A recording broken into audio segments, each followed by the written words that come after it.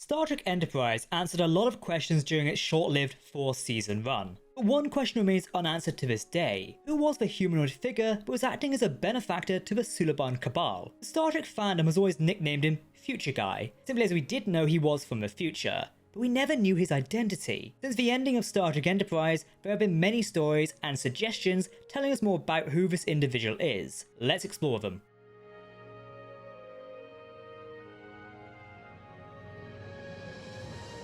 Welcome to Trek Central, I'm your host Captain Jack, and let's get into it. Before we do warp into this video, if you want to keep up to date on all the latest Star Trek news, lore and more, then make sure to hit that subscribe button to never miss a video from a team here at Trek Central. You can also follow us on social media for daily updates on the Star Trek universe. As always, please let us know your thoughts in the comments section below, because if you're talking about Star Trek, then we want to hear about it. Okay, engage.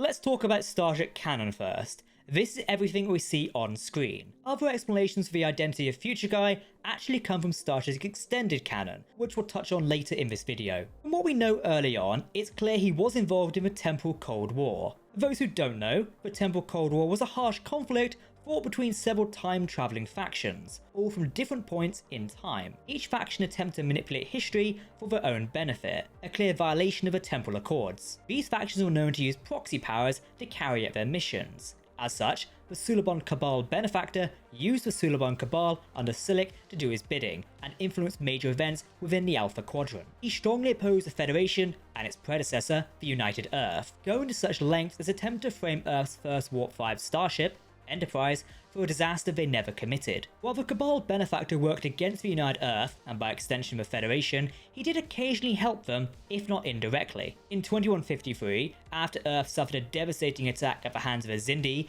he had the Suliban Silik retrieve Captain Jonathan Archer and bring him to his temple chamber, where he provided Archer with the intelligence that the Xindi were the ones behind the attack, thus leading Starfleet to launch a mission to stop the Xindi. Ultimately, he was serving his own interests once again, as the Xindi were being used by another Temporal Cold War faction, the Sphere Builders. Approximately 1 year later in 2154, he ordered Silik to stir away on the Enterprise once again, this time because he knew that Temporal Agent Daniels would be sending the Enterprise back in time to 1944. Daniels sent the Enterprise back in time as he wanted Archer and his crew to stop another Temporal Cold War faction, the Nakaal, who were constructing a temporal conduit, which would have given them the ability to physically travel through time. The Future Guy wanted the specifications for his use during the Temporal Cold War. Ultimately, this plan failed, as Silik was discovered and later killed while Archer helped stop the Nakaal. With Silik's death, the story of our Cabal benefactor stops here in official Star Trek canon. We still don't really know much about him. We know he's from the future, but have no name or even species. To learn more about this character, we need to dive into the extended Star Trek lore, so let's take a look. So the extended Star Trek lore gives us an immediate information about the Cabal benefactor. His name is Jamran Honoff, a founding member of the Order of Omega. The Order of Omega was a revivalist eugenics movement in the 28th century. It mostly used time travel in an attempt to reshape the timeline to a more desirable outcome, even genetically manipulating species such as the Suliban. It's worth noting that the Suliban Cabal was not the only faction for which he acted as a benefactor. In fact, he existed countless factions across time and throughout the galaxy as we know it. Commonly, Honoff would provide genetic enhancements in exchange for species loyalty. During the 24th century, his downfall began. He recruited members of the Romulan species who were so loyal to him that they were willing to die for his cause. Eventually, Shilan, a descendant of the Suliban Cabal and also an agent of the Federation Department of Temporal Investigations, attempted to discover the origin of his messages to these Romulans. Honoff detected her and had her surgically removed from the timeline.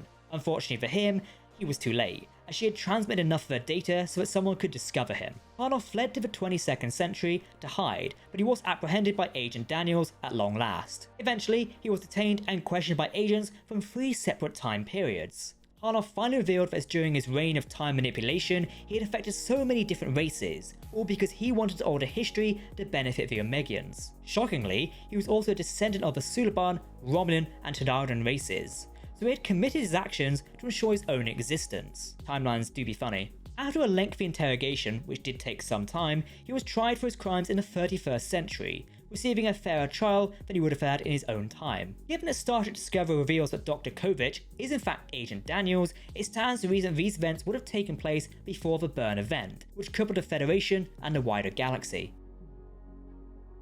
Well, that's the story of Jamran Hanoff, aka the Cabal benefactor, aka the Future Guy. Now interestingly enough, his story would have taken a different turn in the official canon if Star Trek Enterprise had a Season 5. It never got the Season 5, so for the moment, the extended canon is all we know. But luckily for us, Enterprise executive producer Brannon Braga gave fans an answer to who he would have been. So let's quickly explore that. Before I do go into this, I personally would consider the extended canon the story of a humanoid benefactor, as what Brannon Braga says here is not a fully fleshed out story. However, I'll leave it for you to decide, and you can let me know what you think in the comment section below. When Enterprise was on our screens, executive producers Rick Berman and Brannon Braga invented the character of a Cabal benefactor without actually deciding on who his identity was at the time. They did this because they wanted to introduce a villain who didn't want the human species to succeed and become the Federation we all know. Due to no one knowing who his character was, he picked up the fan favourite name of Future Guy, or the humanoid figure as he was referred to in the Enterprise episode scripts. Eventually, the writers wanted to reveal his identity in the first season finale, Shockwave, but decided against it. Brannon Braga stated that doing so just seemed too soon and he did not service the story. Fan theories ran wild during Enterprise's runtime, with many theorizing that the character of the Future Guy had to be someone who was already established on screen, leading many to believe that he would be Jonathan Archer. This fan theory was sort of correct in a way. In 2012, Brannon Braga revealed to Trek fans on his Twitter that if Enterprise had a 5th season of the show, it would have revealed a Future Guy to be Jonathan Archer, who would have been trying to correct history and ultimately trying to repair a corrupt future by influencing his younger self. Braga revealed that Archer being a Future Guy was his grand plan from the beginning, and the idea of Future Guy being a Romulan was a red herring. What do you think of this Star Trek Explained topic? Do you like the idea of Future Guy potentially being Jonathan Archer? I'm not quite sure myself. If you want to keep up to date on the latest Star Trek news, lore and more, then make sure to hit that subscribe button to never miss a video from the team here at Trek Central. You can follow us on social media or join our community Discord server. For now, I've been Captain Jack, thanks for watching and we'll see you next time. Live long and prosper my friends, goodbye.